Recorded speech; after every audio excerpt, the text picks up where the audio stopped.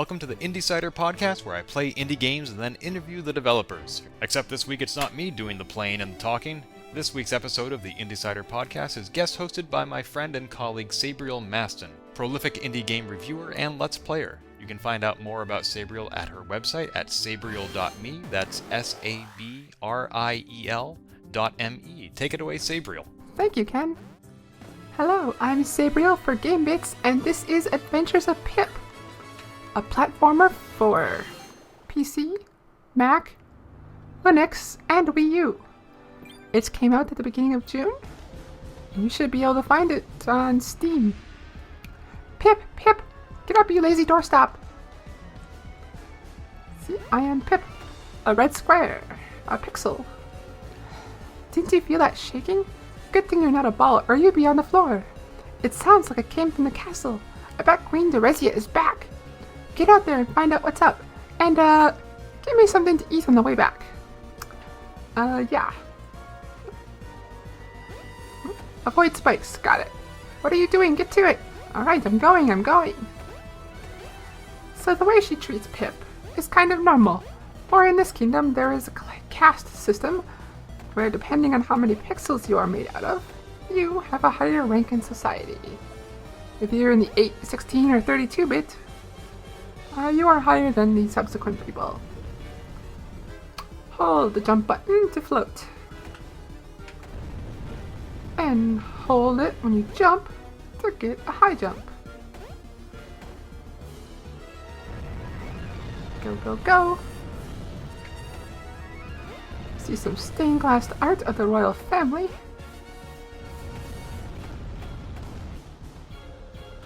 Berto says, "Hey there, Pipsqueak, how's it hopping?" Get it? Because your name is Pip and... never mind. You should go find the guards and let them know about these skull squids. You got it, dude. Hop. They are dropping money everywhere.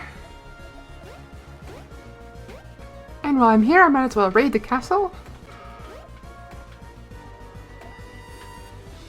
Okay. Thank you. Oh. Queen Derezia.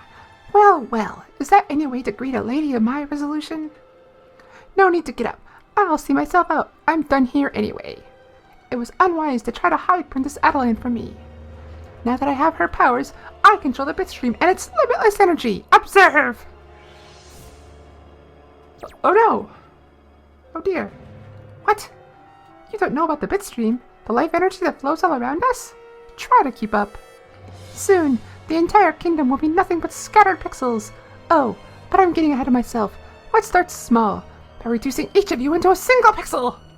Ha ha ha ha ha! Ah, that felt good. Do you enjoy my handiwork? King Blockhead and his square little queen. Perhaps we can write letters on your sides and a small child can stalk you. Ha ha ha ha! Queen Derezia out. Hey guys, you look like me now. What is your name, young pixel? Pip. Please run and find a hero to save my daughter. I could do it. Like, yeah. What are you still doing here? Go find a hero to save my daughter. Find someone more brave and capable than you and I. Go! Please excuse the king's temper. He's been inflexible long before any spell took his limbs. Queen Derezia has taken my precious daughter to her castle. Oh, if only Sir Chad were here to rescue her. Yeah. I'm just gonna go on my way now. We have a checkpoint. So if I die on the way out of the town here, I will pop up back there. People are screaming and fleeing away from Queen Derezia. Oh no. The chest here with... I will take your 1 coin as penance. Let's get out of here and go stop the queen, because we don't need Sir Chad or anybody else. See an overworld here, kind of similar to Mario 3 or Super Mario World. Now we're in a lovely forest.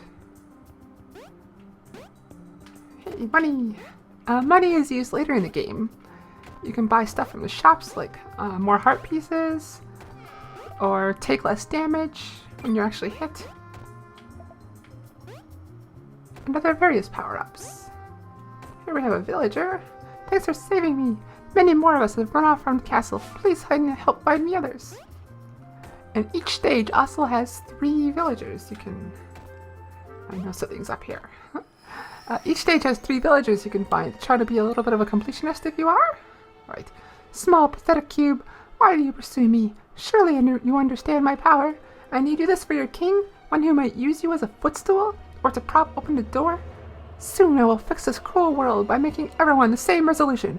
Except me, of course. The girl's gotta look her most high def. Now be gone! Oh no. Fallen. Pip, Pip. Where's that voice coming from?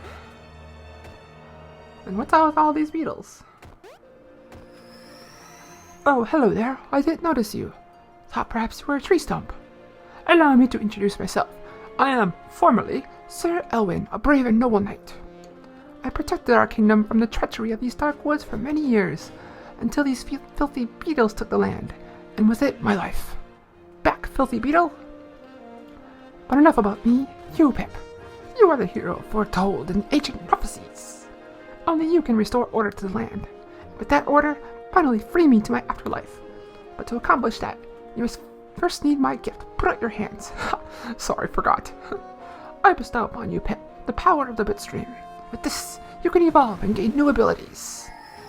Look at that! I have arms. I can punch. I can punch and kick. Take that, tree. Pip, do you see that creature? The one with looks like a the one that looks like an 8-eyed blob? Well, it's actually glowing because it's connected to the bitstream. Defeat these glowing beasts to absorb their pixels and evolve into new forms and abilities. Might just help you get out of a sticky situation, or a spiky one, or a lava-y one. Foreshadowing. Alright, so you can use these guys to help you jump in the bitstream, evolve and de-evolve. So on my command, I can turn into single pip form, or single pixel form, jump on that, and I can turn into 8-bit pip. And with this ability, say to return to town. Oh, excellent! I can reopen my shop. Please stop by when you can. So now I can wall jump in 8-bit form, where I cannot do that in pixel form. Money. A little secret area there. The game hides lots of little secrets everywhere. You can kind of see the top of the chest there. So keep your eyes peeled for that. Oh, I need that money. Is there anything up here? Aha, there was. Let's get across here. Punch you because I can. Hey, this looks familiar. It's that huge red chest we saw. Alright. Apples restore your health. You can see I had full health because I am a pro. And because I got lucky. Just like that. We'll jump up here. See, the ground fell below me. We have up here. Now see, the game often tries to help you. If for whatever reason, say, you got here, there'd be no way you could get up here. But with the help of pixel form, and more speed of 8-bit form, or excuse me, the help of the bitstream guy,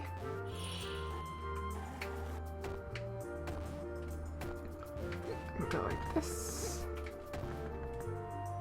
There we go. And hold trigger or B to shrink down.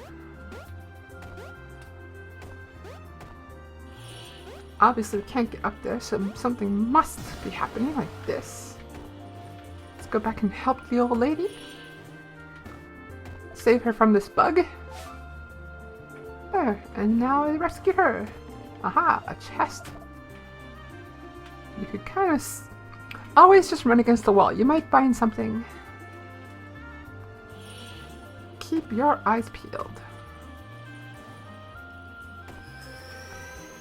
Ahoy, Pip, still alive, I see. Well, that's fantastic.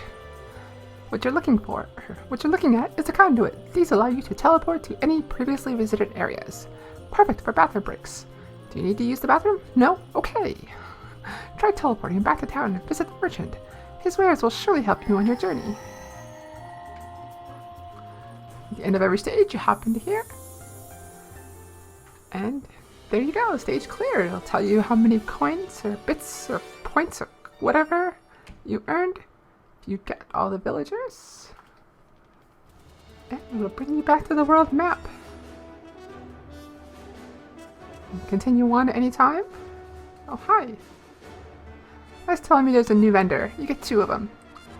One final tip before I go. You can zoom with the Y key. And you can fast travel between worlds.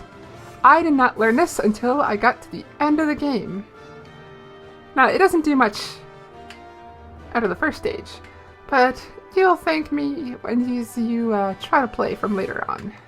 Or, you'll thank me later. See, it saves you a lot of running. Okay, well, I am Sabriel for Gamebits, and this is Adventures of Pip by Tic Toc Games. I am joined today by Shereef and Jeff, 2 of the people who created Adventures of Pip. Hello. Guys. Hi. Hey. Why don't you tell us a bit about yourself? How about you, Shereef? You go first. Okay, well, I'm Shereef Morris. I was a video game producer for 15 years, 20 years now, and worked at such great companies as WayForward Technologies, Disney, and Sony. And I started my own company called Tic Toc Games, where I enlisted some of the best to come work with me here, and we came up with a few thousand games that we did for other people, and then we wanted to make some of our own, and went to a place called Kickstarter, where all these awesome people decided that they would help us make Adventures of Pip.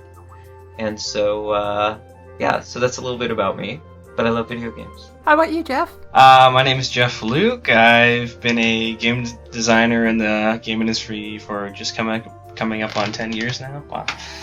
It's been forever. Crazy. I worked at Fistcell and WayForward, and a couple other small things here and there, and then came over here to Tic Toc. Because I saw them working on Adventures of Pip, and I was so enthralled by that idea that I was like, I gotta come join these guys. And we were like, dude, we're gonna get Jeff Luke. That's freaking awesome. So we kidnapped him. Literally happened. There's a black van and everything. Yep. Voldy is still mad about it. Yeah. He's like, dude, did you just roll up to WayForward with a black van and steal Jeff Luke? And we were like, yep. Shereef, how did Tic Toc Games come to be then? If you were at these amazing companies, or possibly amazing companies, and then I want to do my own thing?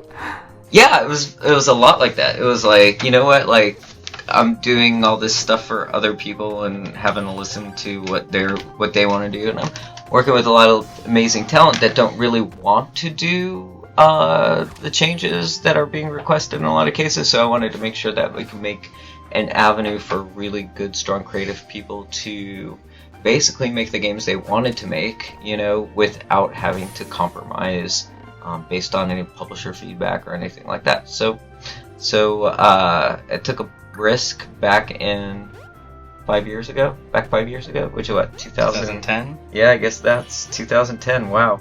And, we realized we didn't have a ton of money, so what we ended up doing was a bunch of work for publishers again.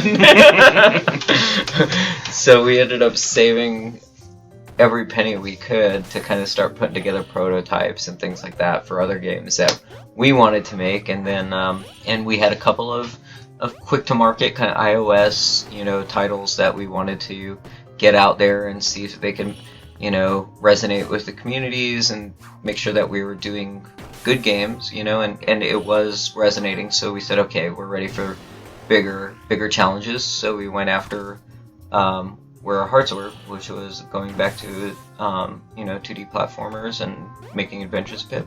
Excellent. That was actually going to be one of my questions later. How did you guys go from all that to Adventures of Pip? So. It's really funny because when you look at my history is weird because at WayForward, I started working with Matt Bozon and Jimmy Huey and Voldy on the first colored Game Boy titles that WayForward did, including the first Shantae title that launched from the studio. So my background is actually was all primarily like 2D platformers up until I went to Sony, and then it started becoming this kind of like mishmash of different other different genres. It was kind of like going back to the roots, I guess, and going back to the roots with people that I'd worked with, you know, like Mark Gomez, obviously, who was creative director on Adventures of Pip, who we could drag in here in a second too, was QA at Way Forward, and then became a background artist, and then became a lead animator, and then eventually he grew into doing art direction on Contra 4 and Blood Rain and Boy and His Blob. So when we went out to do a company and he was interested in joining it, it was like getting the band back together, and it just became very clear what kind of games we'd make at that point once we had the funding, you know, and we're grateful to the Kickstarter guys for giving us that funding. Oh wow, that's an amazing story. Yeah, it's a long, crazy, kind of weird, winded story, but you know, there's a lot of really interesting characters in this one. You know, like I've known about Jeff since the Updog days, where him and Sean Represent. He's actually wearing his Updog t-shirt, right? Sean from Yacht Club, and like Cole Phillips over at Fifth Cell, and Mark Boson. All these guys were like these Updogs that were just like super game designers, you know, and I loved seeing kind of the stuff that they would do and looking at the pictures of them eating sushi and getting drunk and stuff like that. And I was like, gosh, you know, I know everybody in that picture except for that Jeff Luke character, and everybody tells me that he is like a genius, a game genius. Three E3s ago, I think we hung out a lot, and 2 E3s ago we decided we were going to work together. Okay. So that was awesome.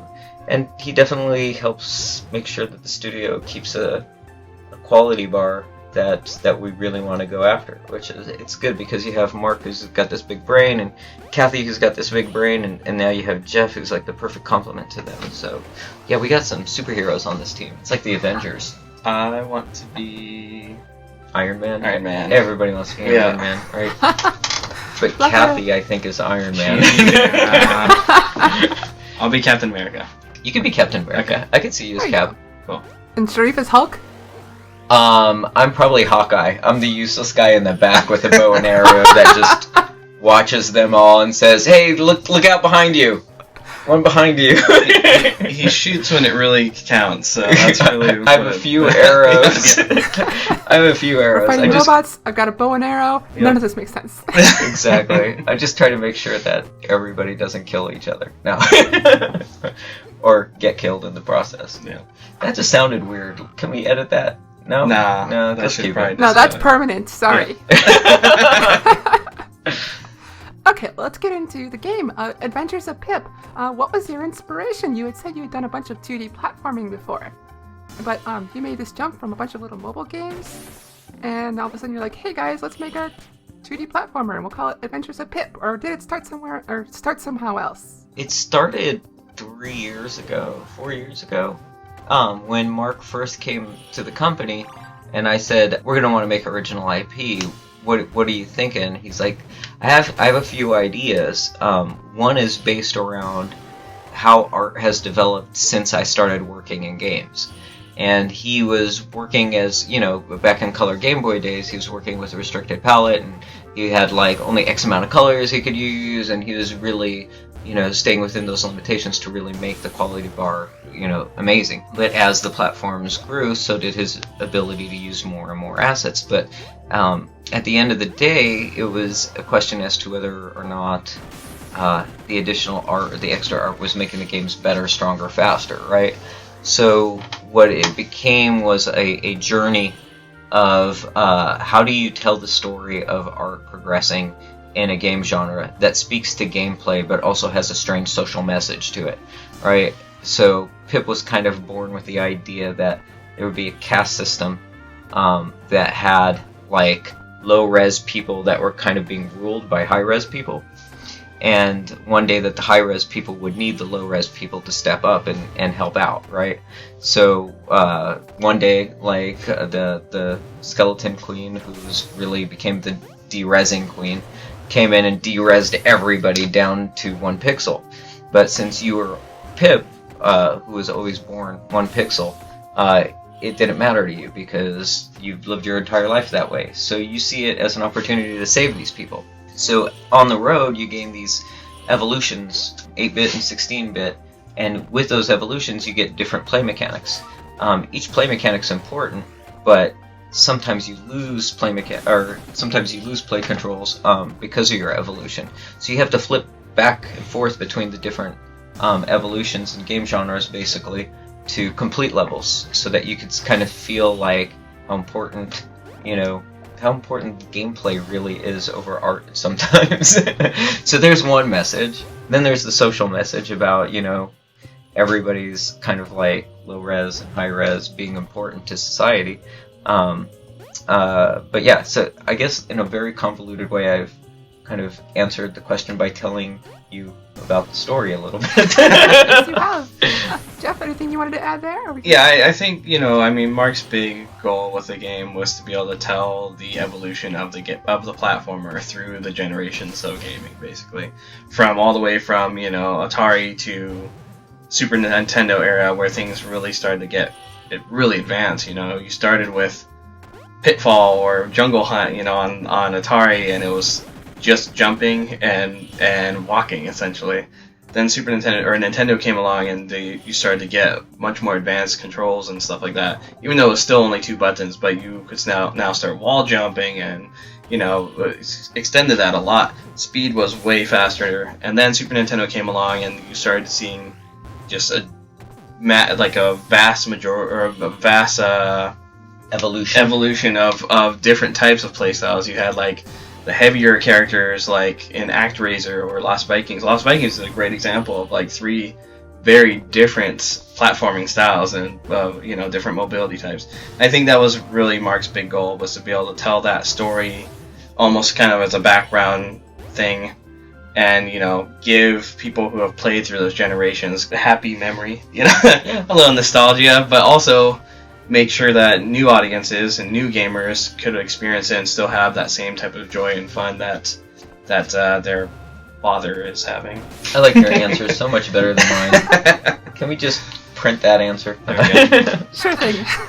Awesome. So it sounds like Pip's evolving and de-evolving created the story, where instead of the story creating the idea. The gameplay created the story. Yeah, the gameplay. Well, it's kind of funny because I think the general premise might have been, the artwork, and then the second piece was it's not worth going after, just the artwork. What's the gameplay? Make sure that the gameplay is so meaningful that, because we build games, we don't just build art, right? The two have to complement each other, and really making sure that that primary gameplay mechanic around the whole gameplay mechanic made sense to develop first, and it was truly innovative and fun and meaningful in a platforming game. Yeah. Because we had a lot of different iterations that we tested of without de-evolution. It was just straight evolution for a while, and then it became evolve, devolve. As soon as you got hit, you de-evolved. So it was first make that make sense, and then when that makes sense, then everything else starts to build around it. That full wrapper, that full story, all that started to kind of layer on top of it. But at its core, it was go after the game first. Yeah, a lot of game development usually works in 2 methods. It's top to bottom or bottom to up. Basically it's start with story, and that dictates the gameplay, or the opposite, being gameplay dictates story. I think with this game, which was kind of interesting, is that they almost ran a parallel path in this situation. So there was no top, there was no bottom. I mean, I guess they were both bottom, and it was like a pyramid, basically. Yeah. Which was real interesting. I mean, in ways, the story was dictating a little bit of gameplay, but very often the story would change drastically. Well, not drastically, but it would change a bit based on gameplay changes we were making.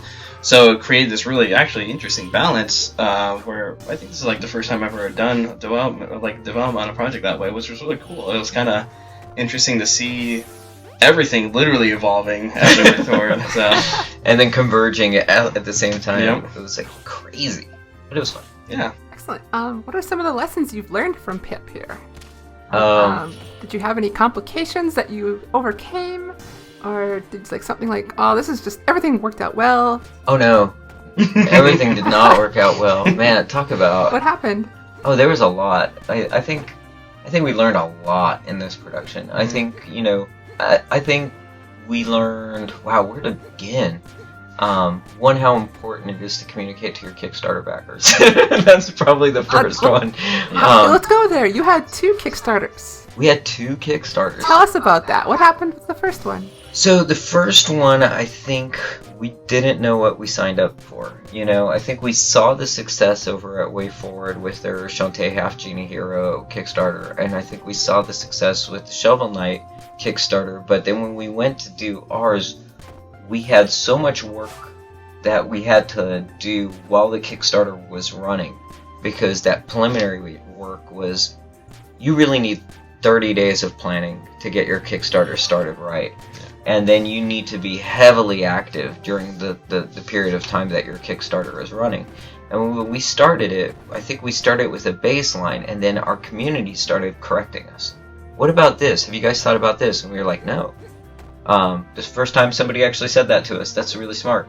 And then we started kind of keeping record of all these things, and we're so lucky because the guys that backed us, I think, carried over right into the next one, and kind of helped. They almost helped manage us, get to the second Kickstarter. And when we did the first Kickstarter, we also kind of had a different game design. At one point, we realized this is so ambitious, and maybe it lacks some clarity to a player. And having some of that feedback during our Kickstarter and getting that feedback from the community gave us reason to go ahead and say, you know what, with 3 minor tweaks, we're going to be able to get this funded. So we went back and we said, we took all the feedback we got from the community and we said, if we accept this feedback, will we still be building something that we believe in, that we feel strongly about? And the answer was absolutely, So we went and we retooled it. We even brought in some of our friends from other studios to come take a look at what we were doing next and get their feedback and solicit their advice, and we just leveraged everything that we learned from the community and other teams. And then we said, okay, we're going to go hard charging now.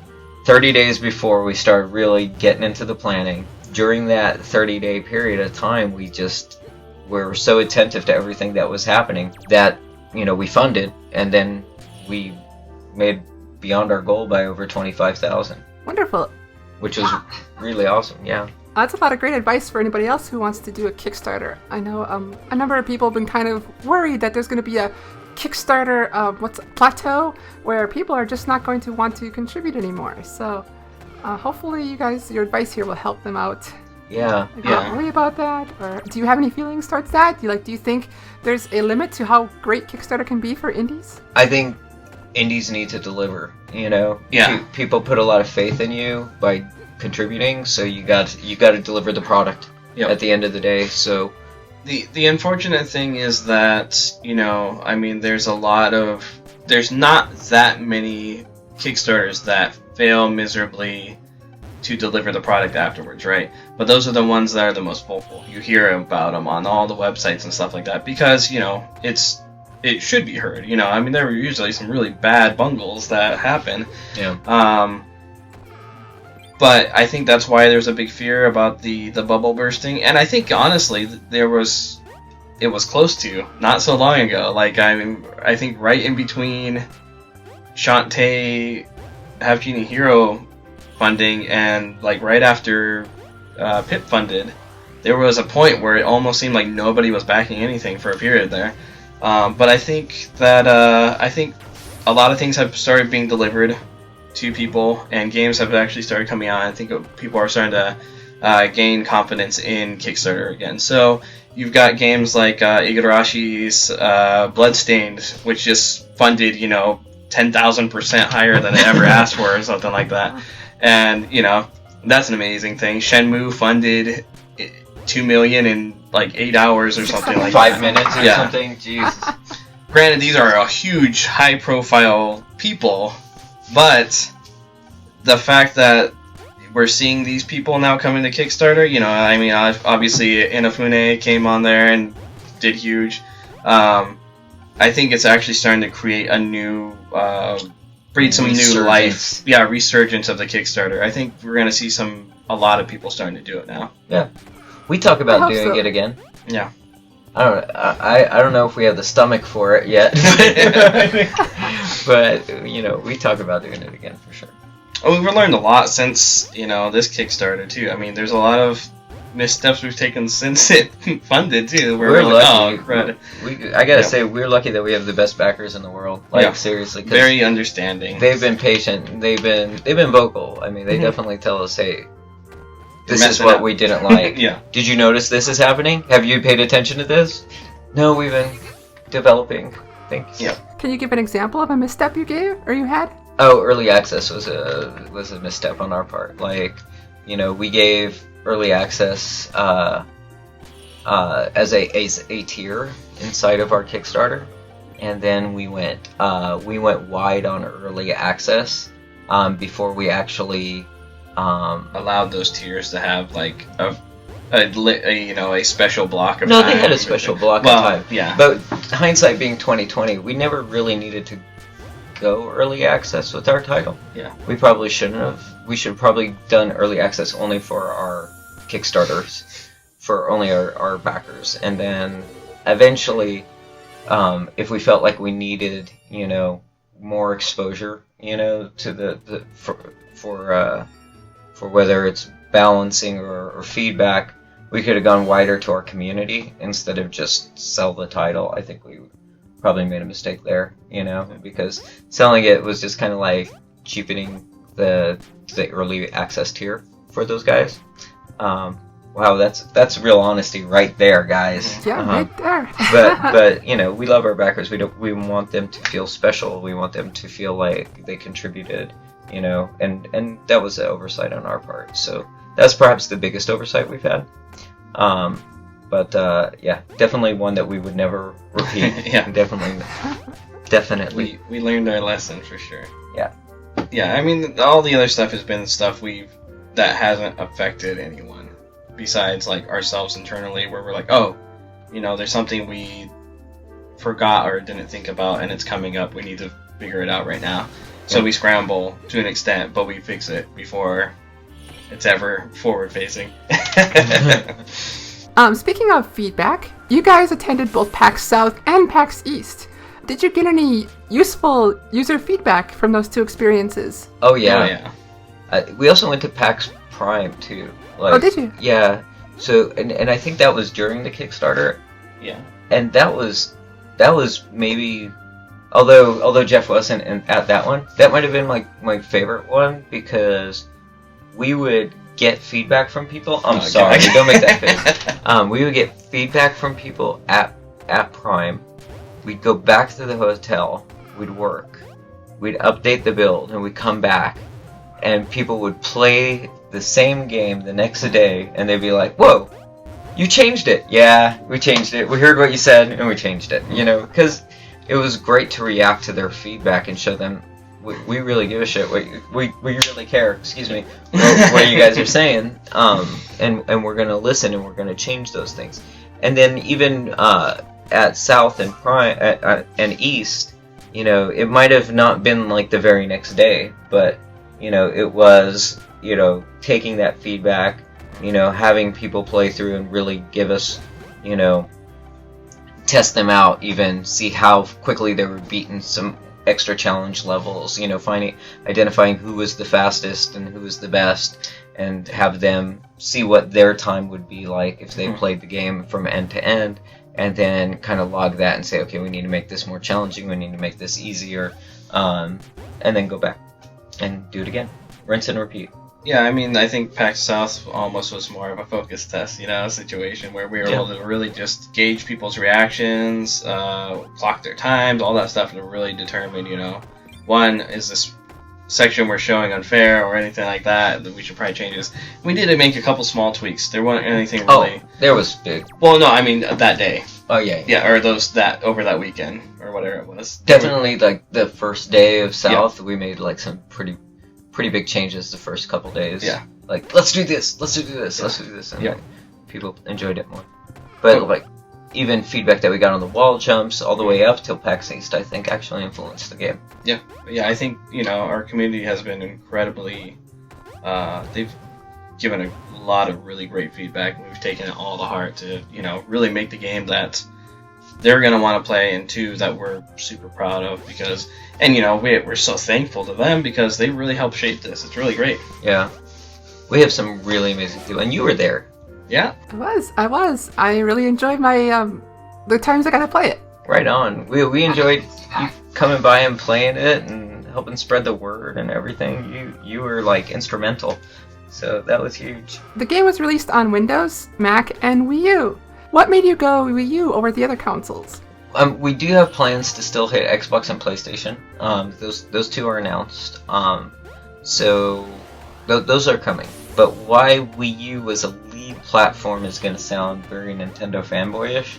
Jeff will stop me before I go too far. I don't think it will sound fanboyish. Okay. I don't think so. Well, I just grew up with a lot of games that kind of felt like this, from Nintendo, and I think that I do feel like it's cut from a very similar DNA from games that we grew up with, from Mario's to Zelda's, like I feel like that's so that Pip lives inside that same kind of world of game, and game quality, and it just feels like almost like our thank you to Nintendo. So it wouldn't have made sense to actually launch on any other platform first. Snotty, fanboyish. No. What it comes down to is exactly what you said. We all grew up on Nintendo. It feels just like that's the right home for it to start. It's to breathe life in and really kind of get its footing. And the community on Nintendo, like on Miiverse and stuff like that, they're all such great people. Like they're people excited about games. They're not people who are excited about like what's the next PvP shooter. It's like It's people who love gaming for gaming. And I think that's the one thing that Nintendo still has over everyone is just like they know how to make fun. Like that's their like motto. Make fun.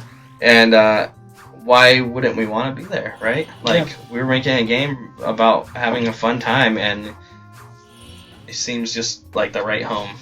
I concur, Jeff. Indeed, I concur. Did Nintendo give you any trouble, any guidance, anything, or did they leave you on your own and say, you do your thing? They were so mean to us. No, they were actually kind of awesome. Like, everyone over there was really, really awesome to us. I think Damon, God, man, we were on Nintendo Direct.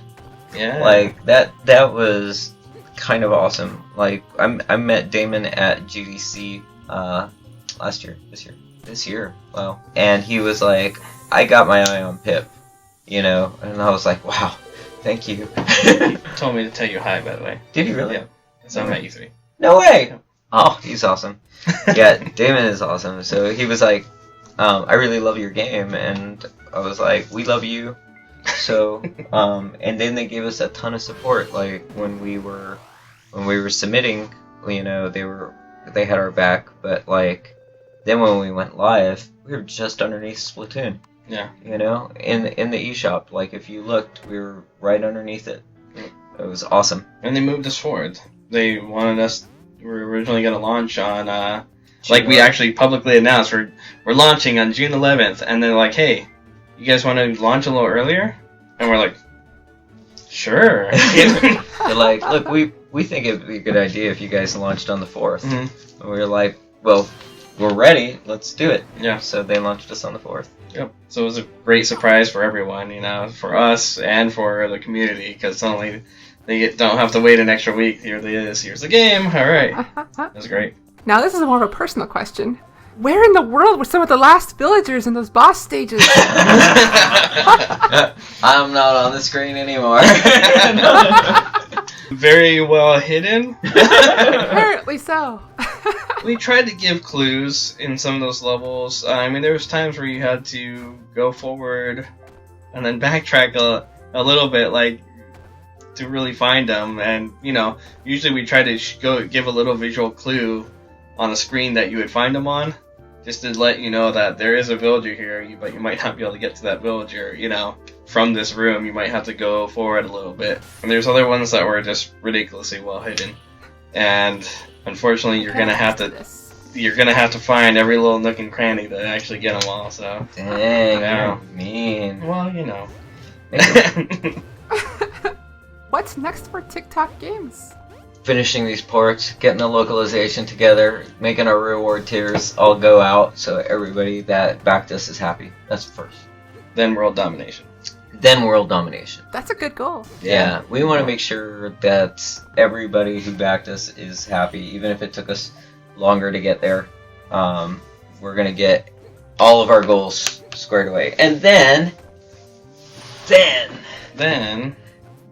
we have a new IP that might get prime time viewing. But only after we finish all of our commitment on this one.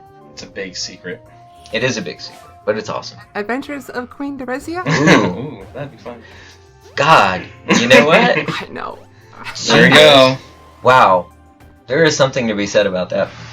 If you make it like a Pikmin game, and you de-res people and give powers to other people, like a management game. That's interesting. I just make it so that she's just going through wreaking havoc on there. Rampage style. Yeah, that could be fun. Is there anything else you'd like to add for today's conversation? Download Adventures of Pip if you haven't on Steam and Wii U now. Look for it on Xbox and PlayStation 4 soon. And be on the lookout for other platforms in the future.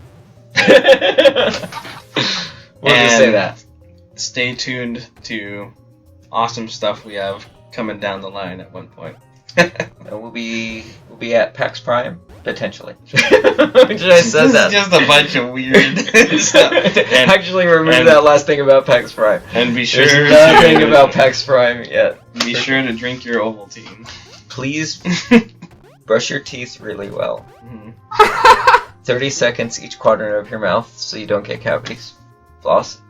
I think that's it. I mean, what do you think? I guess really, just a big thank you to all of our backers who made this game possible, and to the community who has now discovered the game and has given us a lot of great feedback, and thank you to all the people who have reviewed the game and, really shown that what we did was worth it, Yeah.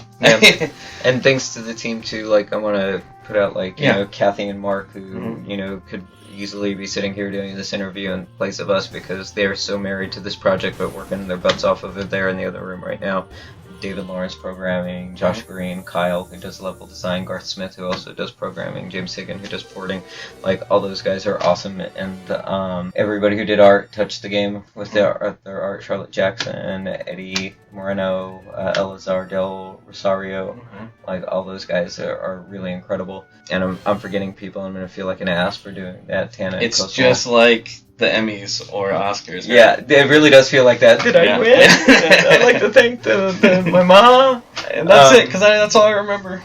And, of course, Damon at Nintendo, and Greg Miller, who, for no reason whatsoever, picked up this game and decided to give us the best coverage in the world. That was awesome.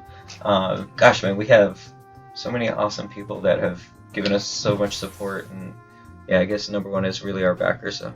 Yeah. And you. And you. For giving us this opportunity to talk to you. For broadcasting us every opportunity you get, too. Yeah. It's freaking awesome. As the day we're recording this interview, I just published my last episode of the Let's Play I created for it. Are you serious? Congratulations. We'll help you find that. We'll see exactly who you're missing and tell you exactly where they are. Or at least good hints. That way you still get to discover it on your own. And if for some reason we're at PAX Prime, I'll see you there. We should hang out. Cool. Okay, we'll all go get beverages together or something. I like that idea. Awesome. If someone listening to this wants to follow you somewhere on the social media sites, yeah. where can they find you? At Tic Toc Games, TICTOC Games.com, or Facebook/Tic Toc Games. Follow him at Shereef007, right? And or you 07. are Chef Luke, Yep. CHEFF Luke, like Yep. Jeff Luke. Then Mark Gomez is Mark Ye, and Kathy Camacho is Calf Dog. So yeah, feel free to follow us too. We say lots of dumb stuff on Twitter all the time. Yeah, when we're not super freaking swamped on Pip stuff. Well, alright, thank you both for joining me, and if you at home want to follow me, I am at Sabriality. If you don't know how to spell that, you can just go to sabriel.me, and that has a link to everything I do. Thank you for listening.